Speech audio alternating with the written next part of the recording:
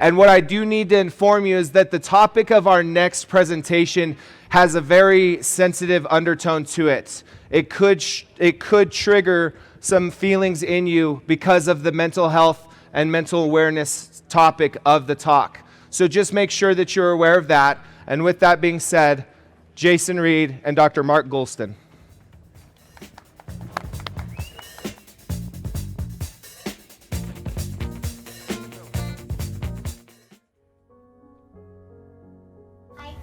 I've not grown up. You've not grown up? No. Do you have any intention of ever growing up? I don't know. So, you know a little bit about my project because you've seen it and we've talked and we're friends. I took portrait because I wanted to show what grief looked like. So Ryan turned 14 on March 12th last year. And then Kim and I went away to celebrate a birthday. And we both got these texts. From Ryan. From him? I didn't know this. He texted all of us, and he said goodbye. It essentially said, Dad, it's not your fault, I love you. There's nothing you could have done, and I don't buy any of that. Our calls have quadrupled in the last 10 years. Last 10 years. So we have seen a dramatic increase in calls. The highest attempt risk group is teens. Did you know the youth suicide rate for kids 10 to 17, and since 2011, it has jumped 141%. Kids who are 3 to 5 hours on a screen, 30% increase, anxiety, depression, suicide thoughts. 5 hours a day average, that jumped 71%. That's 5 hour average. You know what the average teen in America is on a screen now, every day? 9.5 to 12. And we're all looking around saying, why are kids dying?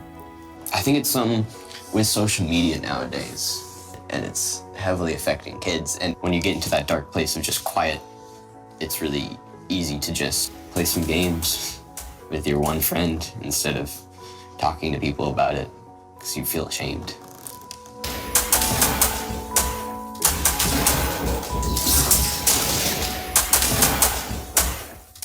I wrote an article called Zuckerberg, Musk, Bezos, Stop Killing Us. They were a group of techies who just couldn't relate to people. And what happened is they addicted the world to adrenaline. Social media can be very harmful. I was having people tell me at school that what I was doing for attention. I will prove to you that this is real. I will just kill myself right now. So I open up the drawer and there's two notes, and one says username and passwords, check my phone, and the other one said tell my story.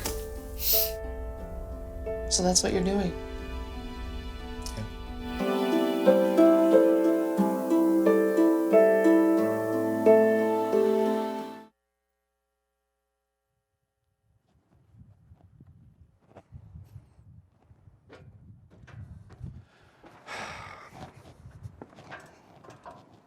Hi,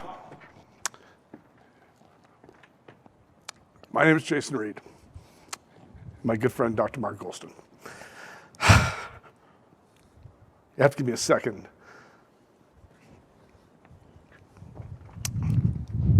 No matter how many times I watch that. All right.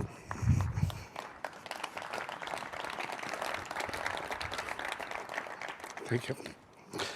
All right, so let me tell you who I am, because I'm you. Maybe a little older. I've had a very successful business career. My core company with my partners, Matt Stewart, who you guys might know from EO, we just crested $100 million this year. Mark Moses, who you all met yesterday, I was the first coach he hired at CEO Coaching. I'm a partner there. I coach 15 people around the world.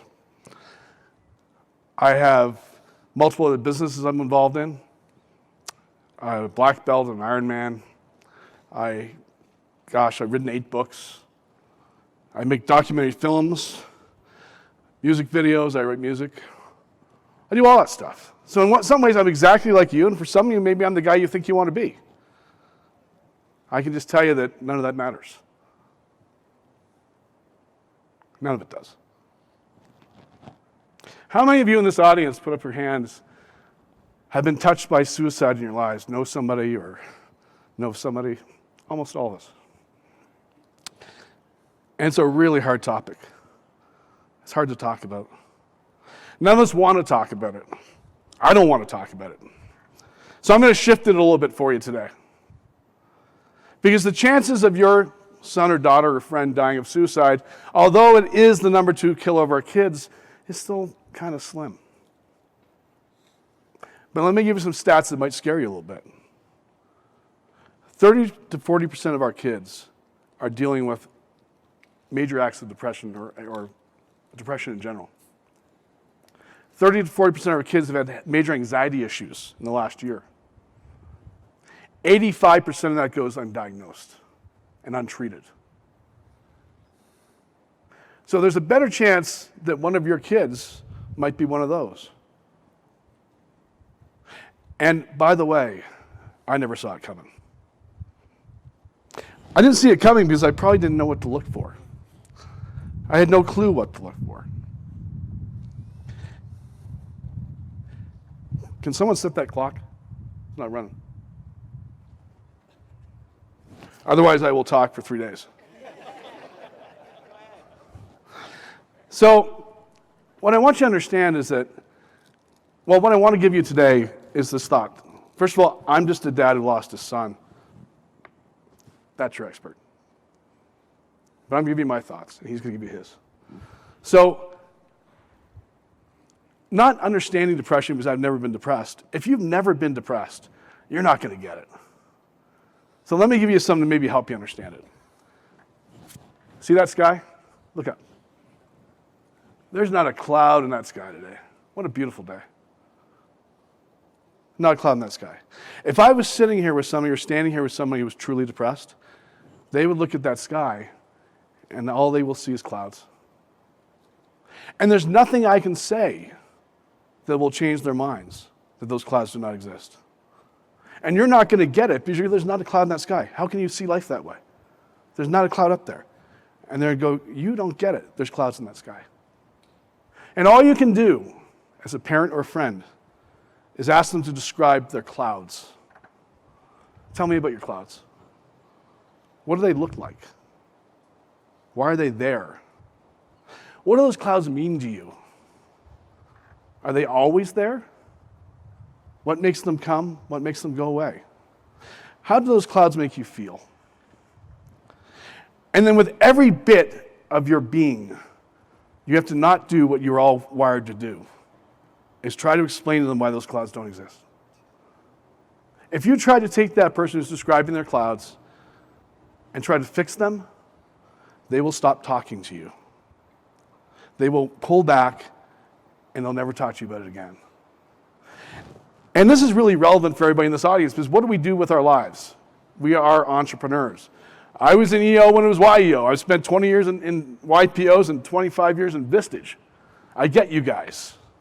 We fix stuff. That's what we do, right? People come to us with problems, we fix them. That's who we are, that's what we do. But that's not how this works. Because you're not going to fix it. So when you can get your child to start talking to you or your friend to start talking and they're going to tell you about their clouds, you can't try to fix it, you just got to talk to them. Because at the end of the day, what I'm talking about today is that if we're going to save our children from depression, from anxiety, and hopefully from suicide if it goes that far, we have to own the mental health of our kids the same way in which we own their physical health. If you're waiting for their doctor, their teacher, their principal, their babysitter, their therapist to take care of them, don't. When your child has a tummy ache, when your child has a broken bone, you rush them to the hospital and you own that issue. So the ominous wind flying right now, is that cool? We need to have the same thing with our kids' mental health. Now, the challenging thing is, how do you talk to your kids? How many people, maybe you're a little too young, have teenagers or older kids that you go in their rooms, you want to talk to them, they say, get out of my room. Easier question. How many of you did that to your own parents? Right? Every one of us. Finding the right time to talk to your child is the most important thing. Let me give you the first tip I'm going to give you today. Walking into the room and saying, I need to talk to you now, is the wrong way to do it. And some of you who have older kids have tried it. I did it. It never works. You have to wait for the time when they're ready to talk to you. And you have to understand something. I get the fact that you paid for the house. I get the fact you paid for the room. I get the fact that you bought everything in that room, and they are yours, including the kid. But the reality is, that little sacred space is all they have.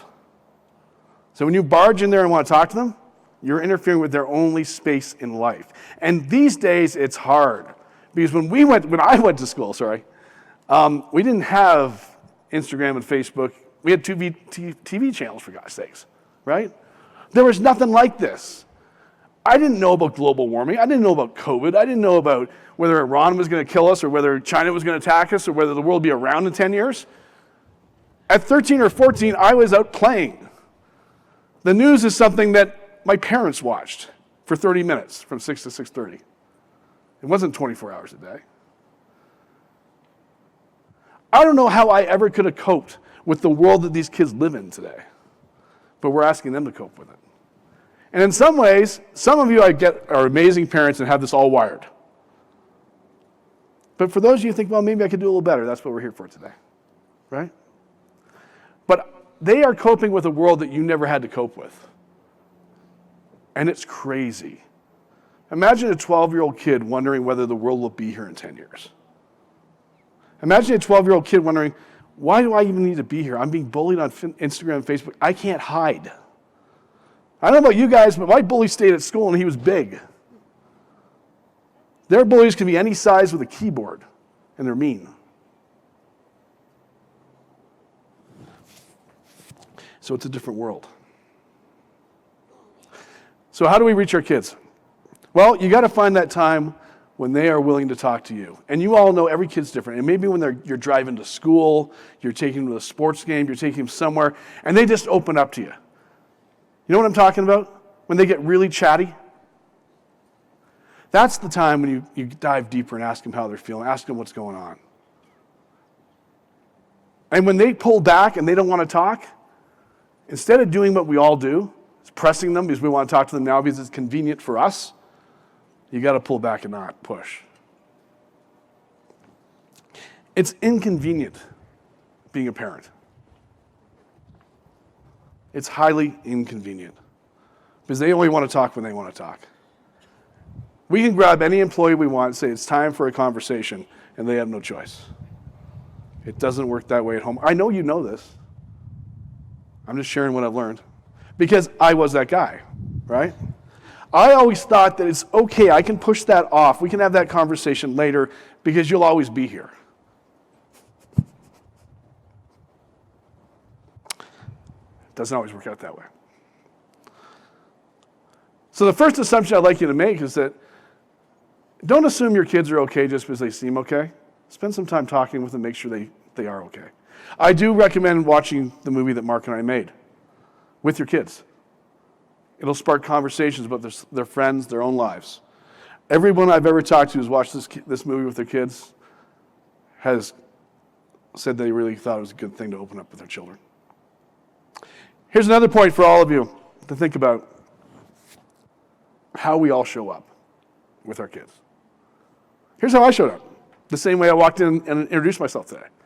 I'm a CEO, I'm a CEO coach, I'm an entrepreneur, I'm blah, blah, blah, blah, blah, all these things. I fix things, I make things happen. I never have a problem, I never cry. I'm that old asshole. I've always been that old asshole. I might have been that guy when I was 12. But so when I show up that way, what my kids and my wife never saw was, as all the successes that I've supposedly had, we've failed at 13 different companies, my partners and I. Things we've started that we've failed at. Tens of millions of dollars, probably $10 million, just down the tubes. Things that we started that didn't work, right? I've almost been bankrupt 2, maybe 3 times in this whole journey. You guys know what I'm talking about, right? I never shared any of that at home. I never told anybody. I showed up like I got it all under control. There's no issues. So what happened then? Well, Ryan must have looked at me and said, well, my dad's life is great. He's never sad. he never has any problems. It must be me. I don't want to bug him with it. So another piece of advice I have for you is that try to be more transparent with your kids.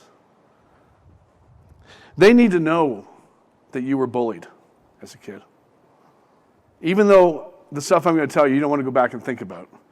When you were bullied, when you didn't like your body, when your friends ditched you and how you felt. When you felt like it wasn't worth being here, no one loved you. You had those feelings. Most of us did at some point, something like that. And we don't want to talk about them now because now we're adults and that was when we were kids. But if your kids don't know that you had those kind of feelings, that happened to you, then they'll never see it's okay to fight through it all. They'll never understand that it's normal. They live in a world by themselves in the dark, under the sheets of their bed with their iPhone, thinking there's something wrong with them, when they're having the same feelings that all of us had growing up, and we don't talk about it. I want to make sure Mark has the time to give you guys the real advice, so I'm going to take about 5 more minutes here.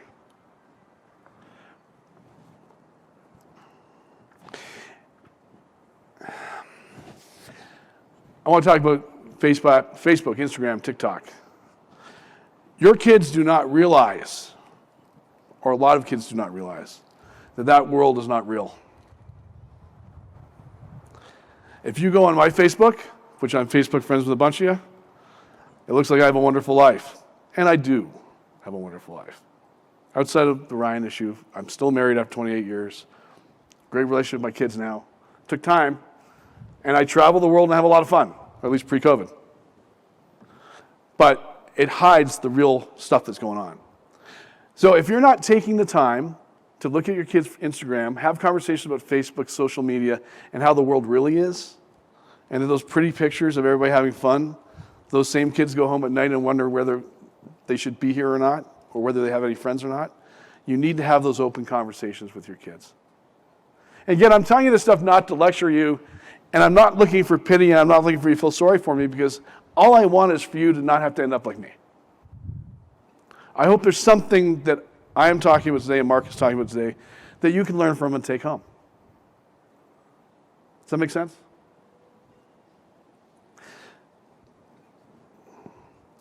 Because at the end of the day, if we want to change the trajectory of mental health and teen suicide, we need to own our kids' mental health the same way you own their physical health. Thank you.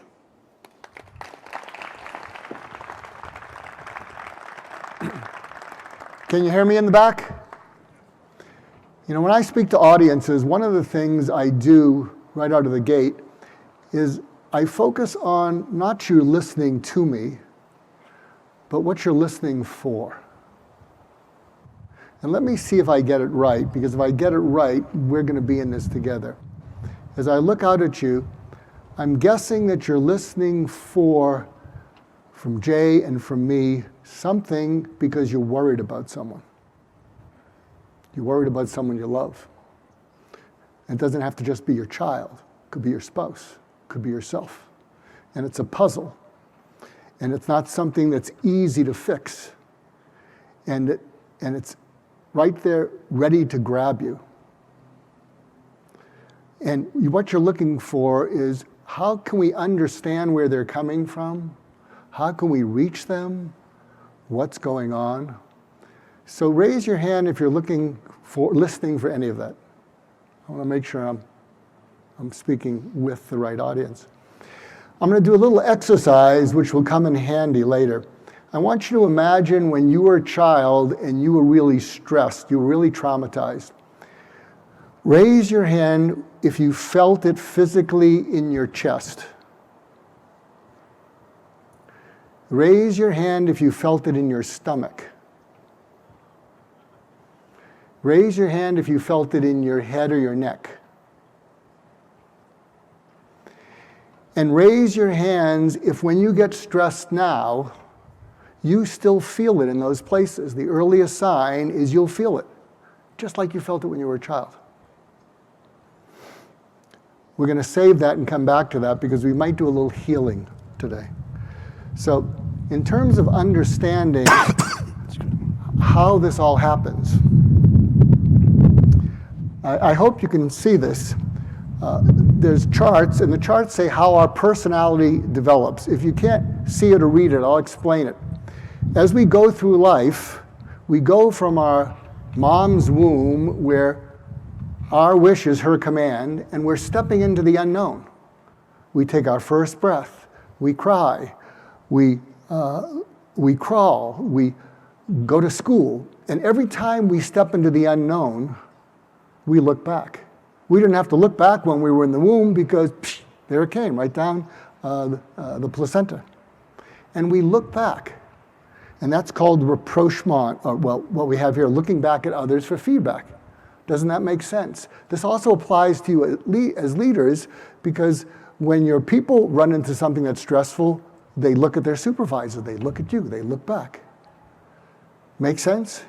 And doesn't it make sense that when you look back, what gets fed into you affects how you move forward? So I apologize for one of the ugliest slides you will ever see, but within 3 minutes, when I speak, people will say, can we get a copy of it? Because this will explain your entire life. I told you it was ugly. So what happens is you look back, and there's a combination of 4 ways that the world can respond to you. They can coddle you, they can criticize you, be negative, they can neglect you, be absent, or they can be that last row, loving teacher, mentor, coach. And if you can imagine this, that you look back, you're scared, something happened at school, a bully bullied you, and you get coddled. Coddling is great, but you have to go back into the world. And when we coddle our children, they have to go back into the world.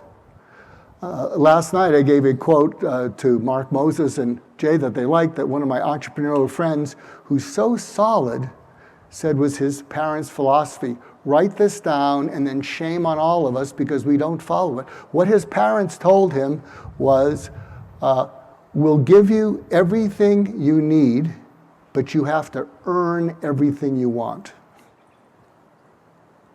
Do chores, do whatever. I mean, just think of that. I've already screwed up with my kids. But isn't that a great philosophy? And he is one of the most solid, sane, successful, centered people you'll ever meet. And if we coddle our kids, what happens is when we stop coddling them, they have tantrums. And they wear us down. And we give them the iPad, to stop them from crying. You're not getting the car when they're 16 or 17 becomes, okay, but you're getting the car, but be in by 10. Because they grind us down. But what happens is at the end of their life, if all they are is spoiled, they're lost. Now, parenting is a combination of all these. So think of the negative parent. The negative parent criticizes you, shames you. Stop crying. Don't be a baby. Man up. Get over it. And what happens is when you're hurt and afraid, you go back into your room, and you're hurt and afraid and you're angry. When I've spoken to teenagers over the years, one of the things that many of them have in common is they hate hating their parents. And they don't know where it comes from. And they want to hit a wall. But a lot of that is because what they internalized was negativity, and they take that attitude. Leave me alone. Get off my back. And then what happens is they grow into blamers. And then at the end of their life, they're bitter. I'm sure this is triggering things inside some of you about your family members, relatives. The third is absent. Now that may be more applicable here because you're all caught up in your businesses. You're trying to grow your business. You want to take care of everyone, and you can't take care of everyone. And so maybe what happens is when they hit that trauma, we say, oh, it'll be okay. Don't worry about it. But they don't know it's going to be okay. and say that they grow up being afraid. And so then when they hit traumas as they get older, they bunker. These are the kids who grow up into their 20s and something happens at work and they withdraw, they bunker. Nobody hears from them. And at the end of their life, they're empty because they haven't tried anything. The bottom row is what we call loving teacher, mentor, coach. And loving means when they're hurting or scared, you try to unpack that, and I'm going to give you some tactics to do that. And not only do you find out what happened, you let them talk it through, and then you coach them as opposed to telling them. You know this when you're coaching your subordinates. You need to grow in them the confidence to make decisions. Otherwise, they're just going to be dependent on you, coming to you to tell them the answer because you want it to be done your way, and it can't be done your way. And what happens is they never learn their way. One of my favorite stories, to give an example of that bottom row, and I know he's run into some trouble in recent years, is the story of Tiger Woods in 1997. In 1997, that was his first time playing in the Masters as a professional. He shoots 40 on the front nine. Not a good score. He comes back to Earl and says, I don't know what's happening. The wheels are falling off.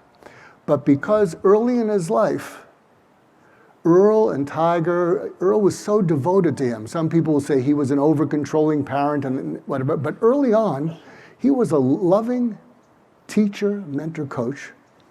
And so because they'd had those experiences, those positive collisions, when Tiger would run into problems, Earl looks at him, and so what's happening is Tiger is just falling apart, but he's able to be heard by Earl, and they have that history of Earl hearing him, and Earl says, you've been here 1,000 times before.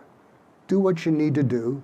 He goes out and shoots 18 under par for the rest of the tournament, which was a record until this year.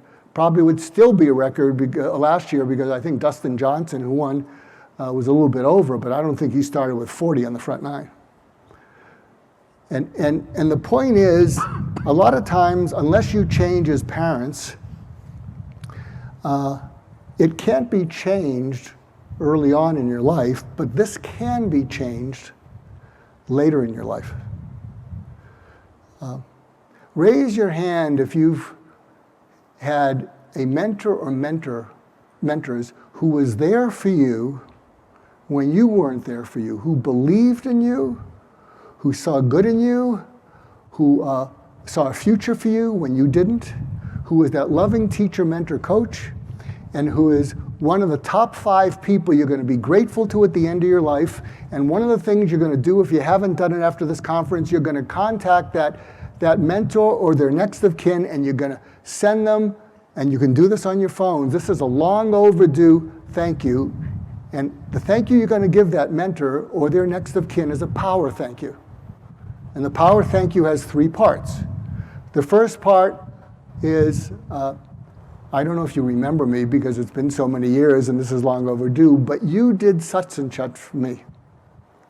When I was a kid, I went over to your house because I was afraid of my house. When I was in school and they were thinking of kicking me out, you stood by me. You did that. The second thing is, this is the effort you did. This is the sacrifice. You didn't have to do that. You could have gotten into trouble believing in me that way. And the third part of the power thank you is, and this is what it personally meant to me and means to me. So, and I will tell you, if you do that, it will make your day, it'll make their day, and they're not going to lay a guilt trip on you, I've been waiting for you to thank me for 20 years. Trust me on that. So what I'd like to do is also give you some tactics, because you're very tactical. So here, to build on something that Jay was speaking about. So there's something that we've come up with called Fido Parenting. Why Fido? Because you can remember it. And something that we're recommending to families during COVID is at 6 p.m., if it's possible to have that dinner together. And there's all kinds of research that having dinners together every night really has a very helpful impact on the future of children. I would guess half of you know that. And make an effort to do that. And what we're having families do is the parents lead this off, and each person says, what was something that we felt upset about today? That's the F. And we encourage parents, look, if the kids are young, you got to use some common sense. You don't want to say, well, I lost my job and we're going to be living in a car tomorrow. So, pick something that's not going to scare the heck out of them if they're young. This is the most important thing, the impulse. What did it make you want to do? Because what you're trying to do is get them to pause before they pull the trigger and act on impulse. But you go first. What made me upset today? One of my employees didn't get something done and now we have to fix it. What was the impulse? To scream at the employee. But the employee I know is going through some difficult times and it wouldn't have made the situation any better. What did I do instead? I took a walk around the building. And by the time I came back, the employee had already known that they disappointed me, and we were able to have a really good conversation. What's going on that you weren't able to get that done? And the outcome, how did that work out? And then what we're recommending to families is every few days say, what'd you learn from that? Because you want people to take lessons. And by the way, you can do this with your people. This is an incredible way to improve culture. I want to give you some tactics if you're really worried about someone, like a teenager, and it's a little bit up beyond this. One of the things we can all get away with is that our children are locked down and they know that all their parents are worried. So I'd suggest that when you're doing an activity, because as Jay says, children hate heart-to-heart talks initiated by you. I mean, it is nails on a chalkboard. And face-to-face, they want to roll their eyes till you think their eyes are going to get stuck in their head. And you've been there as teenagers. So when you're doing an activity, when you're driving somewhere, the way you tee it up is to say, most of us parents are kind of worried about the effect of COVID, you're locked down, you're going back, it's being masked. So, can I just run some things by you because we're all a little bit concerned. If you're lucky, you'll get a, okay, okay. And here are the 4 prompts. And you say them calmly. First one, at its absolute worst, how awful are you capable of feeling about your life or yourself?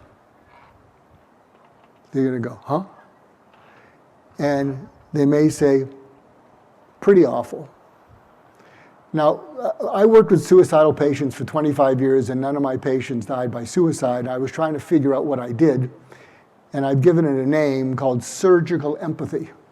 So surgical empathy is when you go in where they're attached to death as the only way to make the pain go away, and they attach to you when they feel felt by you. Not understood, not treatments thrown at them.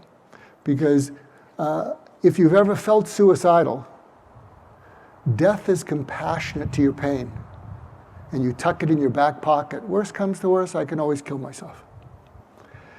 And so surgical empathy is a way to go deeper. So you say, at its absolute worst, how awful are you capable of feeling about your life or yourself? And they say, pretty awful. Pause. Pretty awful or very awful? Okay, very awful. And when you're feeling that, how alone do you feel? Pretty alone. Pretty alone or very alone? Okay, very alone. Third prompt, take me to the last time you felt it. What? Or WTF? Take me to the last time you felt it. Was it 2:30 in the morning a couple nights ago? We heard you walking around in your room. What was going on? And here's something magical that happens. It's not magical, it's the way our psychology works. When another person tells you about something so specifically and clearly that you can visualize it with your eyes, they re-experience it. They re-feel it. But they're not alone. So if they open up, yeah, it was 2:30 in the morning. Yeah, what was happening? We heard that noise. We didn't know what to do. We just wanted to respect your privacy. Yeah, I couldn't get to sleep. Wow. That sounds awful. What'd you do next? Well, I started pacing around. You heard me. Didn't work? No. What'd you do next? I started looking for your expired sleeping pills. You have them hidden pretty well. Couldn't find those. What'd you do next? I didn't know whether to put my fist through the wall of my head. What happened next? The sun rose. Here's the fourth prompt. And if you're lucky, this is going to be a conversation that you haven't had before. And you look at them, and maybe you've earned the right to eye contact. And you say, I have a favor to ask you. I have a request. Next time you feel that, or you're even heading down that road, I want you to do whatever it takes to get my undivided attention, or your mom's undivided attention, or your dad's undivided attention, because there's nothing more important to us than helping you to feel less alone when you're there. And we get preoccupied. And see if you can get a commitment from them. Is that making sense? Now, I want to share something with you about, remember the exercise I did, where'd you feel the stress? Still feel the stress? So something I'm doing with people to help them manage stress. What happened is when we were children and we got stressed out and we felt it in our stomach, our chest, our neck, our head, we felt it physically there and it got stored there and we never totally got over it. Which is why when we get stressed now, we feel it in those places. And see, Tiger Woods didn't feel it there because he had that dad who was the loving teacher, mentor, coach, who was supportive, coached him and walked him through it. So what he does, he feels determination. And so here's an exercise you can do. And it may sound hokey, but I've been doing it with some clients and some CEOs, and it really kind of works. When you get stressed out next time, think of where you felt it. Take both your hands, because what happens is if you never really got over it, when you're an adult, you get the physical sensation back from childhood, and it sends impulses up into your brain and you can't think. It triggers something called an amygdala hijack. You can't think.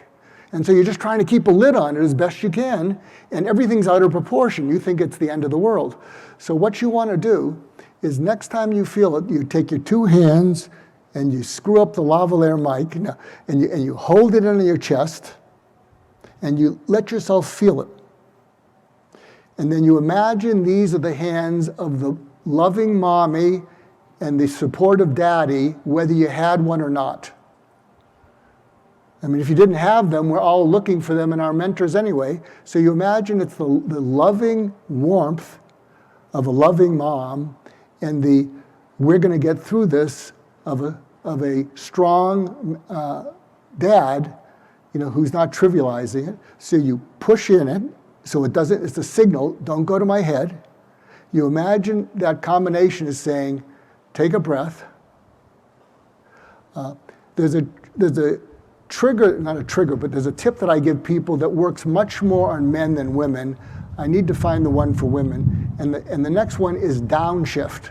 Because when you're downshifting in a car, you get more traction.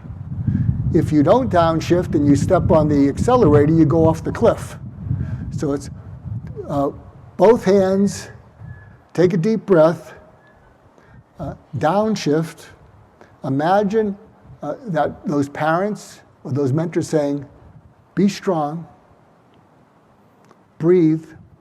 And what I do is I have something called the Dead Mentor Society. I was fortunate that my last two mentors were Larry King and a leadership person named Warren Bennis.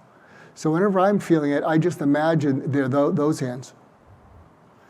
And recently, because Larry died recently, I'll sometimes beat up on myself and I'll say, oh, I gave this talk and I don't think it went well. And I wake him from the dead. He said, you woke me for this? In his Brooklyn accent. I said, what happened? Well, I'm talking to this audience. I start a story. I didn't finish the story. I hope it was relevant at the end. At the beginning, I said, I'm going to give you everything you were listening for. And he said, well, what'd they think? Nobody seemed to leave, and I didn't see too many people texting. He said, Mark, I'm not even cold yet. Give me a break. Let me rest in peace. Put a sock in it. But when he says that, I just feel the love. And then I miss him.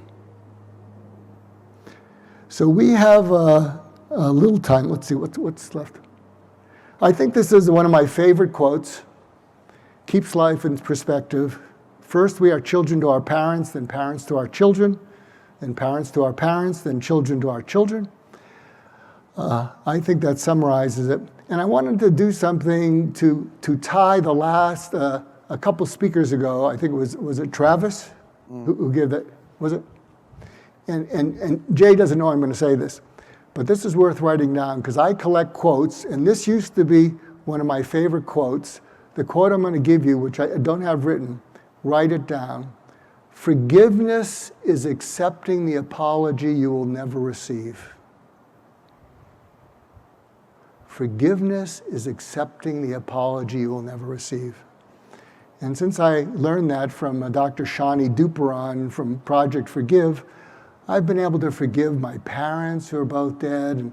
And what happens is when I can hear the apology from them that I never received, I start apologizing back to them for having a chip on my shoulder.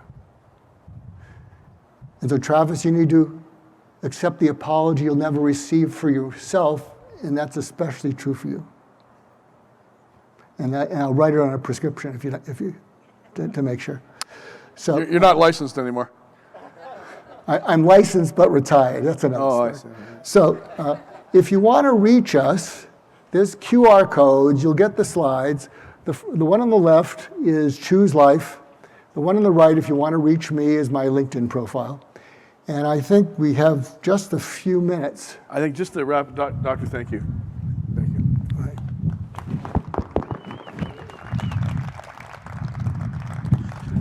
So usually when we do this, we do our thing and we launch into Q&A. But usually when we're doing it, it's on Zoom.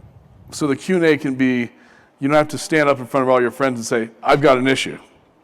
So what we told Kyle today is that if you would all like, we will pull together a Zoom call in the next couple of weeks where we can get on the Zoom with you and you can ask questions anonymously and we can answer them. Usually when we do this, it's not 40 minutes, it's an hour and a half, and we have to cut it off at some point because there's so many people have so many questions.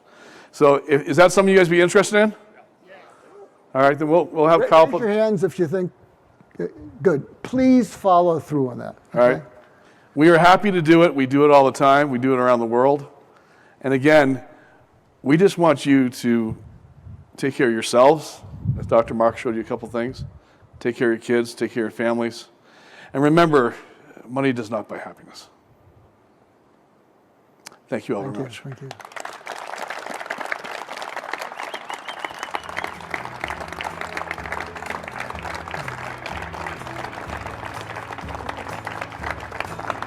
Thank you, Jason. Thank you, Dr. Mark. Going to have a little commercial here.